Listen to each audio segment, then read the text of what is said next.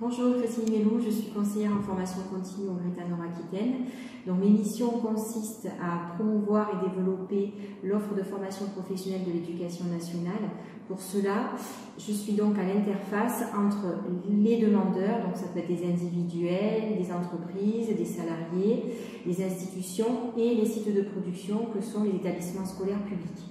Donc les activités d'un CFC sont cadrées par un référentiel métier et organisées en 3 pôles majeurs.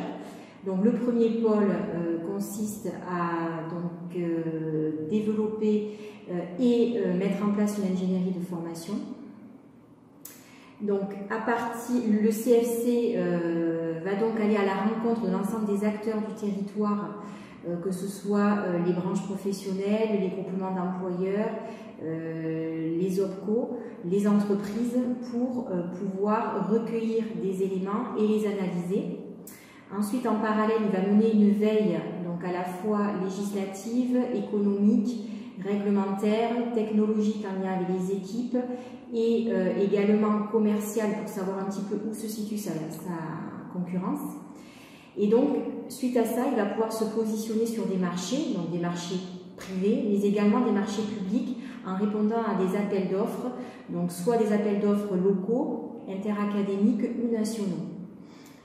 Donc pour proposer ces réponses, quelquefois, il va devoir mettre en place des partenariats, donc à l'interne, entre lycées, donc pour faire jouer les complémentarités de compétences et de plateaux, et également à l'externe avec donc des partenaires de formation. Donc une fois que le CFC a collecté l'ensemble de ces données, il va prendre en compte également les directives nationales et académiques et être aussi en lien avec le contrat d'objectifs et le plan d'action commercial du GRETA pour être force de proposition. Donc il va créer de nouveaux produits, donc aussi bien sur l'offre modulaire, l'offre de formation sur mesure ou l'offre certifiante. Il va également proposer de nouvelles modalités, donc notamment les formations hybrides qui mixent le distanciel et le présentiel. Il va aussi proposer de nouvelles certifications, donc en sollicitant les titres professionnels et les CQP de branche.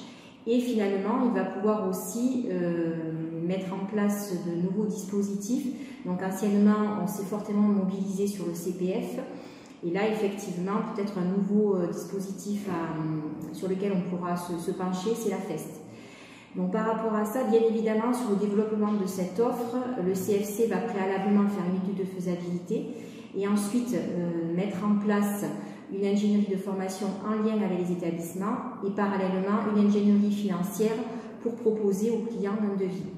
Donc la deuxième composante du métier de CFC est donc d'organiser et de piloter. Donc pour cela, quand une action de formation est imminente, il va donc négocier à l'interne les modalités pédagogiques et financières et ensuite à l'externe également avec le client. Une fois que la formation se met en place, il va s'assurer de la conformité des certifications visées, surtout s'il s'agit de titres professionnels et de CQP de branche qui ont leur propre procédure de certification. Et il va s'assurer aussi du respect des engagements contractualisés avec l'entité cliente. Donc ensuite, il va également analyser l'ensemble des tableaux de bord qui sont à sa disposition pour pérenniser, orienter, voire optimiser des actions de formation ou des dispositifs.